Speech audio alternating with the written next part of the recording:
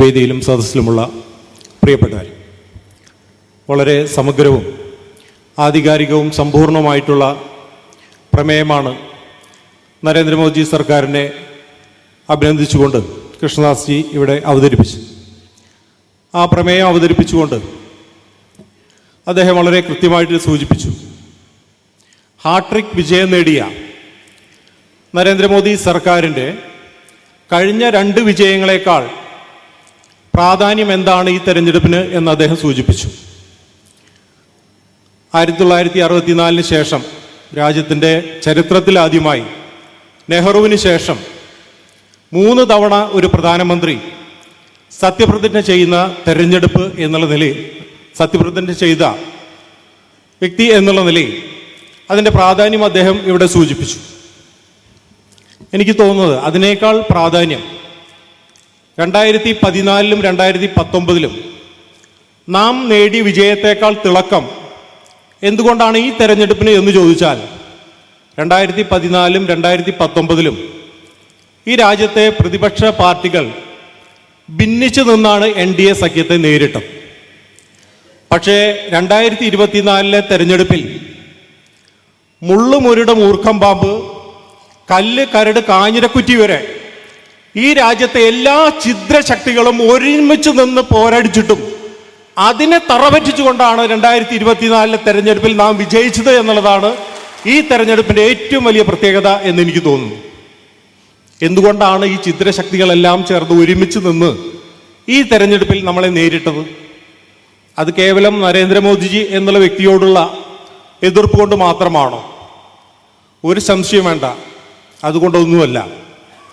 കഴിഞ്ഞ 10 വർഷത്തെ സംശുദ്ധമായിട്ടുള്ള ഭരണം കൊണ്ട്, അഴിമതിരഹിതമായ ദീർഘവീക്ഷണത്തോടെ, ഇച്ഛാശക്തിയോടെ, കഠിന പ്രയത്നത്തിൽ കൂടി സമ്പന്നമാക്കിയ ഈ രാജ്യത്തിൻ്റെ ഖജനാവ് ലക്ഷ്യമിട്ടുകൊണ്ടാണ് നയപരമായി ഒരിക്കലും യോജിക്കാൻ സാധിക്കാത്ത ഈ ഛിദ്രശക്തികളെല്ലാം ചേർന്ന് ഒറ്റക്കെട്ടായി NDA സഖ്യത്തെ നേരിട്ടത്.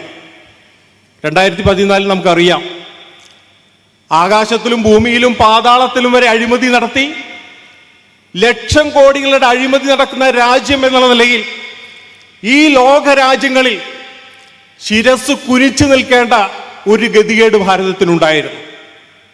ആ നിലയിലേക്ക് ഈ രാജ്യത്തെ തള്ളിയിടാൻ വേണ്ടി, ഈ രാജ്യത്തിൻ്റെ ഖജനാവ് കൊള്ളയടിക്കാൻ വേണ്ടി, കൊള്ളയടിച്ച് കട്ടുമുടിച്ച് മുച്ചൂട് മുടിക്കാൻ വേണ്ടി ഈ രാജ്യത്തെ ആഭ്യന്തര ശത്രുക്കൾ ഒരുമിച്ച് നിന്ന് നേരിട്ട ആ പോരാട്ടത്തെ ഈ രാജ്യത്തെ ജനങ്ങളും NDA സഖ്യവും തറ പറ്റിച്ച തെരഞ്ഞെടുപ്പ് എന്നുള്ള നിലയിലാണ് 18ാം ലോകസഭാ തെരഞ്ഞെടുപ്പ് ഇന്ത്യ ചരിത്രത്തിൽ ഇടം പിടിക്കുന്നത് എന്നാണ് എനിക്ക് തോന്നുന്നത്.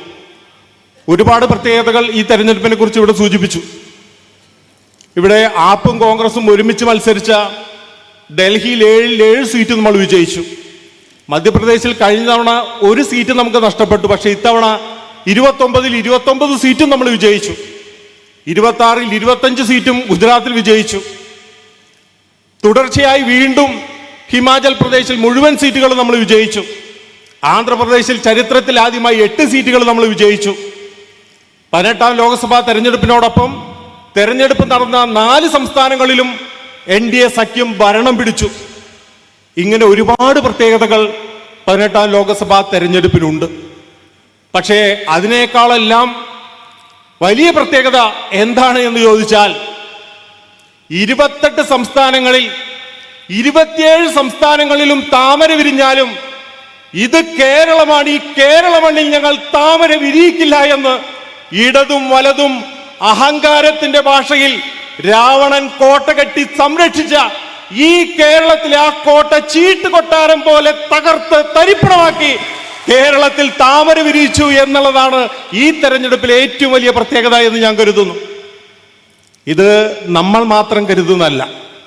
ഈ തെരഞ്ഞെടുപ്പിന് ശേഷം ജൂൺ 4-ാം തീയതി വൈകിട്ട് ജനങ്ങളെ അഭിസംബോധന ചെയ്ത സമയത്ത് നമുക്ക് ഏറ്റവും പ്രിയപ്പെട്ട പ്രധാനമന്ത്രി പറഞ്ഞത്, നിരവധി ബലിദാനികളുടെ മണ്ണിൽ നിന്ന്, കേരളത്തിൽ നിന്ന് നമുക്കൊരു MP വിജയിച്ചു വന്നിരിക്കുന്നു.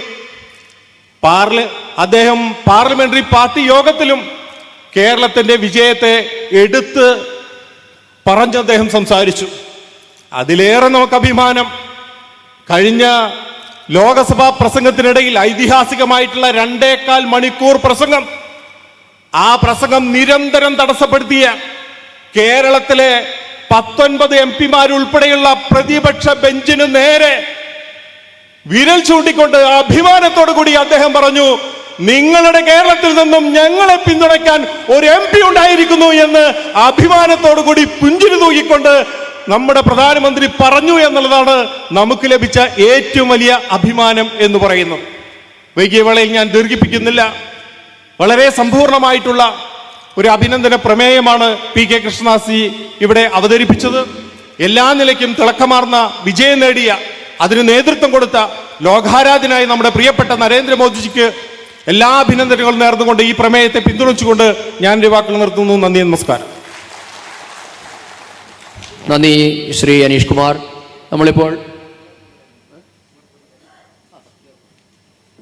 നമ്മളിപ്പോൾ ഉച്ചഭക്ഷണത്തിന് പിരിയുകയാണ്. ഇവിടെ അവതരിപ്പിച്ച പ്രമേയം നേരത്തെ തന്നെ പറഞ്ഞതുപോലെ QR കോഡ് സ്കാൻ ചെയ്ത എല്ലാവർക്കും അവരുടെ മൊബൈലിൽ കിട്ടുന്നതാണ്. ഉച്ചയ്ക്ക് ശേഷം മുരളിയേട്ടൻ അവതരിപ്പിക്കാൻ പോകുന്ന പ്രമേയവും നിങ്ങൾക്ക് QR കോഡിൽ തന്നെ ലഭ്യമാകുന്നതാണ്. അതുകൊണ്ടാണ് ആർക്കും പ്രിന്റ് ഔട്ട് തരാഞ്ഞത്.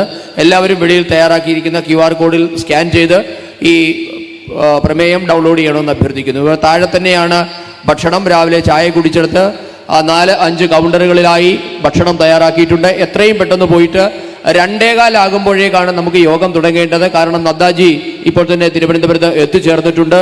അദ്ദേഹത്തിന് ഇവിടേക്ക് 3:30 വരും. അതിനു മുൻപ് നമുക്ക് 3 സെഷനുകൾ പൂർത്തീകരിക്കാനുണ്ട്. 2:15 എല്ലാവരും ഈ ഹാളിൽ മടങ്ങി എത്തണമെന്ന് അറിയിച്ചുകൊണ്ട് ഉച്ചഭക്ഷണത്തിന് പിരിയുന്നു.